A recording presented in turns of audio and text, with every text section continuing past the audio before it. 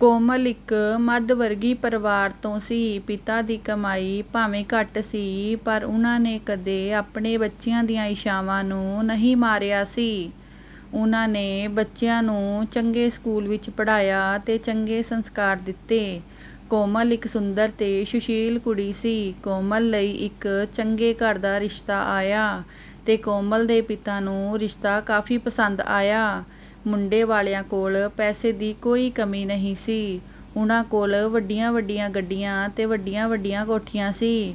ਹਰ ਮਾਂ ਪਿਓ ਆਹੀ ਚਾਹੁੰਦੇ ਹਨ ਕਿ ਉਸ ਦੀ ਧੀ ਸੌਖੀ ਰਹੇ। ਇਹ ਸੋਚ ਕੇ ਕੋਮਲ ਦੇ ਪਿਤਾ ਨੇ ਉਸ ਦਾ ਰਿਸ਼ਤਾ ਉਸ ਪਰਿਵਾਰ ਵਿੱਚ ਕਰ ਦਿੱਤਾ। ਜੋ ਵੀ ਸੁਣਦਾ ਉਹੀ ਕਹਿੰਦਾ ਕਿ ਕੋਮਲ ਦੇ ਤਾਂ ਭਾਗ ਖੁੱਲ੍ਹ ਗਏ, ਜੋ ਇੰਨੇ ਵੱਡੇ ਘਰ ਰਿਸ਼ਤਾ ਹੋ ਗਿਆ ਹੈ।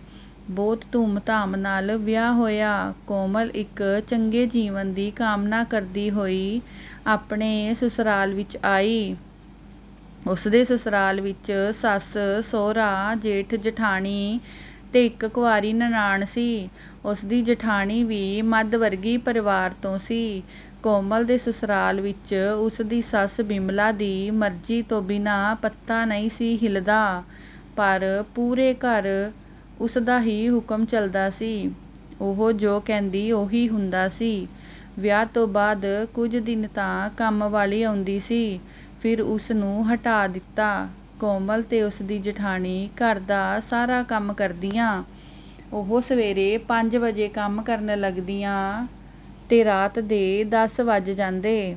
ਫਿਰ ਵੀ ਸੁਣਨ ਨੂੰ ਆਹੀ ਮਿਲਦਾ ਕਿ ਜੋ ਸੁੱਖ ਇਹਨਾਂ ਨੂੰ ਸਾਡੇ ਘਰ ਵਿੱਚ ਮਿਲਦਾ ਹੈ, ਉਹ ਪੇਕਿਆਂ ਵਿੱਚ ਕਦੇ ਦੇਖਿਆ ਵੀ ਨਹੀਂ ਹੋਣਾ। ਫਿਰ ਇੱਕ ਦਿਨ ਪਤਾ ਚੱਲਿਆ ਕਿ ਕੋਮਲ ਦੀ ਜਠਾਣੀ ਗਰਭਵਤੀ ਹੈ।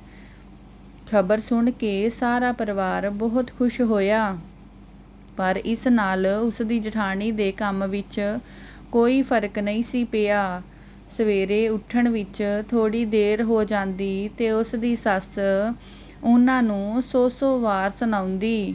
ਇੱਕ ਵਾਰ ਕੋਮਲ ਦੀ ਜਠਾਣੀ ਬਹੁਤ ਥੱਕੀ ਤੇ ਉਦਾਸ ਲੱਗ ਰਹੀ ਸੀ।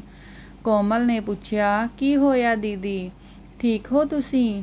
ਉਸਦੀ ਜਠਾਣੀ ਨੇ ਕਿਹਾ, ਇਸ ਟਾਈਮ ਤੇ ਇਸ ਤਰ੍ਹਾਂ ਹੀ ਹੁੰਦਾ ਹੈ।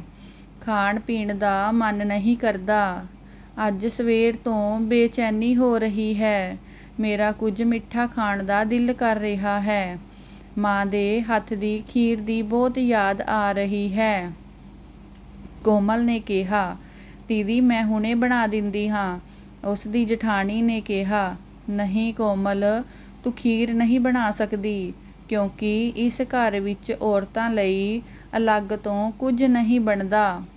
ਆਪਣੀ ਸੱਸ ਗੁੱਸੇ ਹੋ ਜਾਵੇਗੀ। ਕੋਮਲ ਕਹਿੰਦੀ, ਅਜਿਹਾ ਕੌਣ ਕਰਦਾ ਹੈ? ਮੰਮੀ ਆਪਣੀ ਨੂੰਹ ਨੂੰ ਅਜਿਹੀ ਹਾਲਤ ਵਿੱਚ ਮਨਾ ਥੋੜ੍ਹੀ ਕਰੇਗੀ। ਕੋਮਲ ਨੇ ਖੀਰ ਬਣਾਉਣੀ ਸ਼ੁਰੂ ਕਰ ਦਿੱਤੀ। ਜਿਵੇਂ ਹੀ ਬਿਮਲਾ ਨੂੰ ਪਤਾ ਲੱਗਾ ਕਿ ਘਰ 'ਚ ਖੀਰ ਬਣ ਰਹੀ ਹੈ ਤੇ ਉਸਨੇ ਗੁੱਸੇ ਵਿੱਚ ਪੁੱਛਿਆ, ਘਰ ਵਿੱਚ ਖੀਰ ਬਣ ਰਹੀ ਹੈ? ਕਿਸ ਨੂੰ ਪੁੱਛ ਕੇ ਬਣਾਈ ਖੀਰ? ਜਠਾਣੀ ਤਾਂ ਡਰਦੀ ਕੁਝ ਬੋਲੀ ਨਾ ਤੇ ਕੋਮਲ ਬੋਲ ਪਈ, ਮੰਮੀ ਜੀ, ਦੀਦੀ ਦਾ ਖੀਰ ਖਾਣ ਨੂੰ ਮਨ ਕਰ ਰਿਹਾ ਸੀ, ਇਸ ਲਈ ਮੈਂ ਖੀਰ ਬਣਾ ਦਿੱਤੀ। ਇਹ ਸੁਣ ਕੇ ਬਿਮਲਾ ਗੁੱਸੇ ਵਿੱਚ ਲਾਲ ਹੋ ਗਈ। ਘਰ ਦੀਆਂ ਨੂੰਹਾਂ ਨੂੰ ਜ਼ੁਬਾਨ ਤੇ ਕਾਬੂ ਰੱਖਣਾ ਚਾਹੀਦਾ ਹੈ। ਇਸ ਘਰ ਦੀਆਂ ਔਰਤਾਂ ਲਈ ਕੁਝ ਸਪੈਸ਼ਲ ਨਹੀਂ ਬਣ ਸਕਦਾ।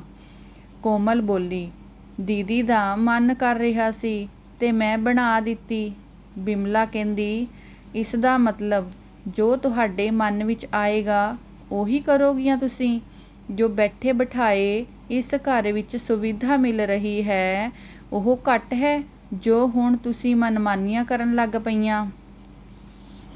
ਪੇਕਿਆਂ ਦੇ ਘਰ ਵਿੱਚ ਤਾਂ ਕੁਝ ਦੇਖਿਆ ਨਹੀਂ ਤੇ ਇੱਥੇ ਆ ਕੇ ਨਖਰੇ ਦਿਖਾ ਰਹੀਆਂ ਨੇ। ਸੱਸ ਦੀ ਗੱਲ ਸੁਣ ਕੇ ਕੋਮਲ ਹੈਰਾਨ ਹੋਈ ਤੇ ਕਿਹਾ, ਮਾਫ਼ ਕਰਨਾ ਮੰਮੀ ਜੀ, ਭਾਵੇਂ ਸਾਡੇ ਪੇਕੇ ਘਰ ਵਿੱਚ ਵੱਡੀਆਂ ਵੱਡੀਆਂ ਗੱਡੀਆਂ ਨਹੀਂ ਹਨ, ਪਰ ਸਾਡੇ ਮਾਤਾ ਪਿਤਾ ਨੇ ਖਾਣ ਪੀਣ ਦੇ ਮਾਮਲੇ ਵਿੱਚ ਕਦੇ ਸਾਡਾ ਮਨ ਨਹੀਂ ਮਾਰਿਆ ਤੇ ਨਾ ਹੀ ਕਦੇ ਖਾਣ ਪੀਣ ਦੀ ਚੀਜ਼ ਤੋਂ ਰੋਕ ਲਗਾਈ ਹੈ। ਤੁਹਾਡਾ ਘਰ ਚਾਹੇ ਬਹੁਤ ਵੱਡਾ ਹੈ, ਪਰ ਦਿਲ ਓਨਾ ਹੀ ਛੋਟਾ। ਇੱਥੇ ਤਾਂ ਖਾਣ ਪੀਣ 'ਤੇ ਇੰਨੀਆਂ ਪਾਬੰਦੀਆਂ ਨੇ। ਜੋ ਟਾਈਮ ਦੀਦੀ ਦਾ ਚੱਲ ਰਿਹਾ ਹੈ ਉਸ ਟਾਈਮ 'ਤੇ ਖਾਣ ਪੀਣ ਦਾ ਪੂਰਾ ਖਿਆਲ ਰੱਖਣਾ ਚਾਹੀਦਾ ਹੈ। ਪਰ ਇੱਥੇ ਤਾਂ ਘਰ ਦੀ ਨੂੰਹ ਨੂੰ ਆਪਣੀ ਇੱਛਾ ਅਨੁਸਾਰ ਖਾਣ ਦੀ ਆਜ਼ਾਦੀ ਨਹੀਂ ਹੈ। ਮੈਨੂੰ ਤਾਂ ਲੱਗਦਾ ਹੈ ਕਿ ਤੁਸੀਂ ਛੋਟੇ ਘਰਾਂ ਦੀਆਂ ਕੁੜੀਆਂ ਇਸ ਲਈ ਲੈ ਕੇ ਆਉਂਦੇ ਹੋ ਜੋ ਤੁਹਾਨੂੰ ਫ੍ਰੀ ਦੀ ਨੌਕਰਾਣੀ ਮਿਲ ਜਾਏ, ਵੱਡਿਆਂ ਸਾਹਮਣੇ ਆਪਣਾ ਮੂੰਹ ਨਾ ਖੋਲ੍ਹੇ।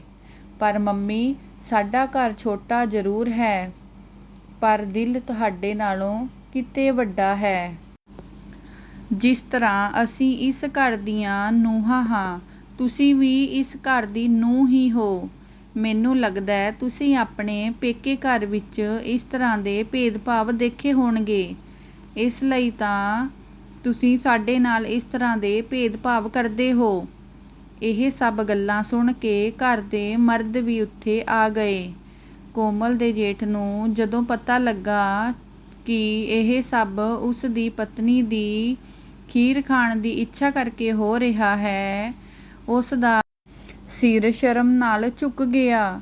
ਉਸਨੇ ਆਪਣੀ ਮਾਂ ਨੂੰ ਕਿਹਾ ਕਿ ਅਸੀਂ ਕਿੰਨੀ ਮਿਹਨਤ ਕਰਦੇ ਹਾਂ, ਕਿੰਨਾ ਕਮਾਉਂਦੇ ਹਾਂ, ਸਾਡੀ ਕਮਾਈ ਦਾ ਕੀ ਫਾਇਦਾ ਜੇ ਸਾਡੀਆਂ ਪਤਨੀਆਂ ਨੂੰ ਛੋਟੀਆਂ-ਛੋਟੀਆਂ ਇੱਛਾਵਾਂ ਹੀ ਮਾਰਨੀਆਂ ਪੈਣ। ਅਜਿਹੀ ਕਮਾਈ ਕਿਸ ਕੰਮ ਦੀ ਜੋ ਸਾਡੇ ਪਰਿਵਾਰ ਦੀਆਂ ਖੁਸ਼ੀਆਂ ਵੀ ਨਾ ਦੇ ਸਕੇ। ਆਪਣੇ ਰਵੱਈਏ ਬਦਲ ਲਵੋ ਮੰਮੀ, ਨਹੀਂ ਤਾਂ ਪਰਿਵਾਰ ਬਿਖਰਦੇ ਦੇਰ ਨਹੀਂ ਲੱਗਦੀ। ਬੇਟੇ ਦੀਆਂ ਗੱਲਾਂ ਸਹੀ ਲੱਗੀਆਂ। ਉਸਨੇ ਆਪਣੀ ਗਲਤੀ ਸੁਧਾਰਨ ਦਾ ਵਾਅਦਾ ਕੀਤਾ। ਅੱਜ ਕੋਮਲ ਨੇ ਇਹ ਕਦਮ ਚੱਕਿਆ ਤਾਂ ਉਸਦੇ ਪਰਿਵਾਰ ਵਿੱਚ ਬਹੁਤ ਵੱਡਾ ਪਰਿਵਰਤਨ ਆਇਆ। ਕਹਾਣੀ ਵਧੀਆ ਲੱਗੀ ਤਾਂ ਲਾਈਕ, ਸ਼ੇਅਰ, ਕਮੈਂਟ ਜ਼ਰੂਰ ਕਰਿਓ। ਕਹਾਣੀ ਸੁਣਨ ਲਈ ਤੁਹਾਡਾ ਬਹੁਤ ਬਹੁਤ ਧੰਨਵਾਦ।